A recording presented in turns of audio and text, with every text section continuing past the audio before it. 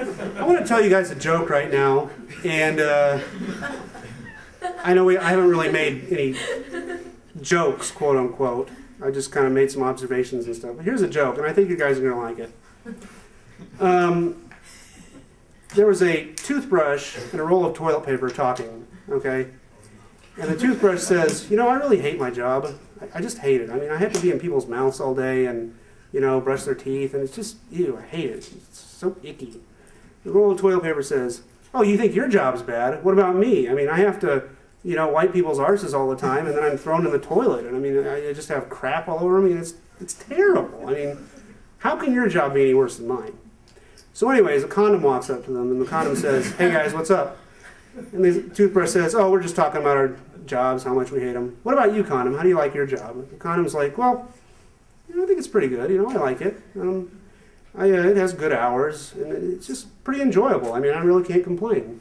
The toothbrush is like, what? You can't be serious. Don't you hate your job? And the condom says, no. Anyways, the condom says, okay, well, I got to go to lunch, so I'll see you guys later. And, you know, the toothbrush and the toilet paper say goodbye. When the condom's out of earshot, the toothbrush is like, dude, I think that guy's gay. Anyways, did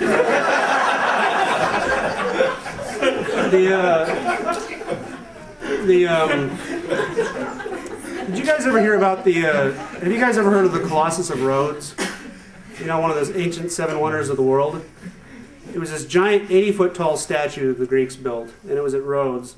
And it had its legs like that, one on each side of the river, right? And the Greeks, they always made statues naked, so it was naked. And I can imagine, you know, seeing that thing in real life. You know, you're in your boat and you're kind of just sitting there and looking at it, and you're like, oh wow, that's a pretty neat statue. You know, wow, oh look, we're passing under it now. Oh my God! No! But it probably would have looked nicer from far away then. Speaking of records, you guys have all read the Guinness Book of Records, right? Now, you know, one thing I used to like to do when I was reading the Guinness Book was to look at all the freaks, you know, like the tallest person, shortest person, Siamese twins, that kind of thing, longest hair. You know, I think the Guinness Book should just make a natural extension of that and just come up with a category, most deformed human. And I'm not talking about people with 6 fingers on each hand or a tail. I'm talking about the big leagues here. Those people, amateurs. I'm talking about, like, for example, somebody who is just like a giant nose. And that's all they are. But it's not actually a nose. It's an ear that looks like a nose. And, you know, to fit in with this trend, wouldn't it be neat if there was a TV show, Extreme Makeover Body Dysmorphic Disorder Edition, for people who had very strange urges to modify their body, like, you know, maybe a woman who was not happy with having 2 breasts and maybe wanted just 1 breast, or somebody whose lifelong dream was to crack the half-ton barrier. That's a little bit like the sound barrier, except that it also violates Geneva Convention rules for chemical warfare. Anyways, yeah. What do you think it's like to have hair cancer? You know, because you have chemotherapy on hair cancer, right? And your hair falls out. Or does it? Because you have hair cancer. So does that mean that being bald means you're like immune to hair cancer? Like you're special? And on another note, on the subject of medical science, isn't it great how much we've improved in medical science the past couple hundred years? I mean, you know, we have the 1800s, Louis Pasteur cures rabies, we have vaccinations. In the 20th century, we have polio cured, smallpox cured. 21st century, impotence eradicated. I mean, it's like one breakthrough after another, isn't it? But I was thinking, you guys have heard about Japan, right? Japan. You know, Japan only has about 99% Japanese people in it. And I was thinking, wouldn't it really suck for police in that country when they're chasing a suspect Because the cop's like, all right, I'm chasing a suspect. He has black hair, brown eyes. His eyes are kind of, you know, squinty. He's kind of short, you know. He has yellow skin, and, well, okay, just try and get him. You'll see him. He's running. He's got a big bag of cash. But anyways, I got a couple more for my last couple jokes. I've actually have my last couple jokes are actually true stories. And the first story I wanted to tell you, it happened around September 11th. There was a guy who was in a mental hospital who had some problems, and he would always do things like tell people he was Jesus, you know, tell people that he was, you know, famous people. And he would also do stuff like say, you know, oh my gosh, something bad's happening, the world's going to end, there's an apocalypse, there's a nuclear war. And, you know, nobody believed him because he was crazy, right?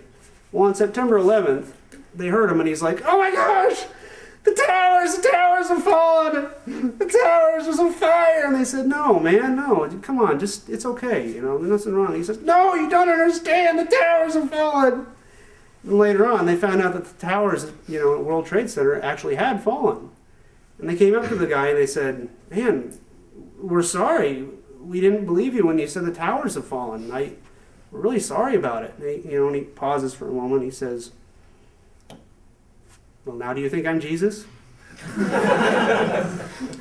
And the last thing that happened to me, I got in a wreck about a year ago, and what happened is I was on the road, and these guys kind of ran into me, but I didn't really know what had happened when it happened. So I stopped my car, and the guys got out of their car.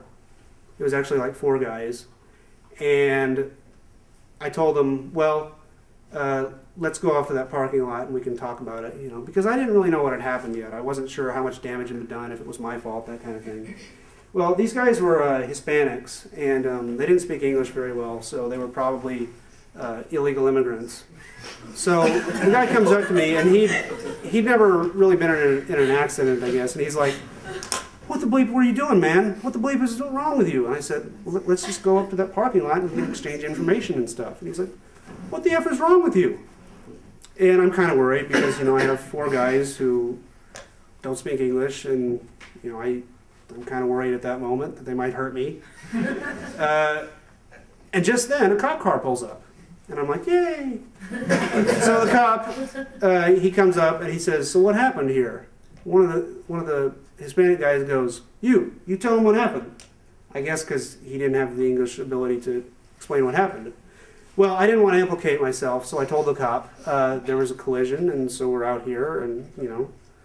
And the cop said, well, that's not good enough. I need more specific information. And I said, well, you know, it was a collision, you know.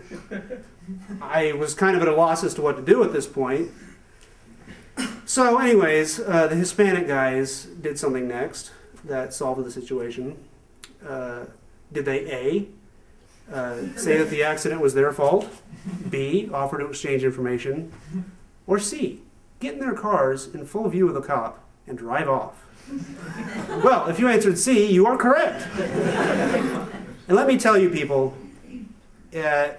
in Spanish, that really takes some cojones, is that right? Anyways, that is my presentation. I am glad that all of you came today. And this presentation will be on YouTube later on, so if you want to see it or tell your friends about it. I want to give a little bit of acknowledgement. Brandon Penner and Bob Hurt were here yesterday, and they gave me some valuable feedback, so let's give them a hand. And,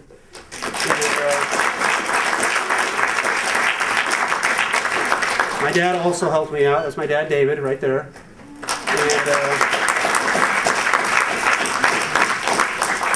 And Jenny Hironaga, I got her a joke about the mental patient. That was hers. So thank you, Jenny.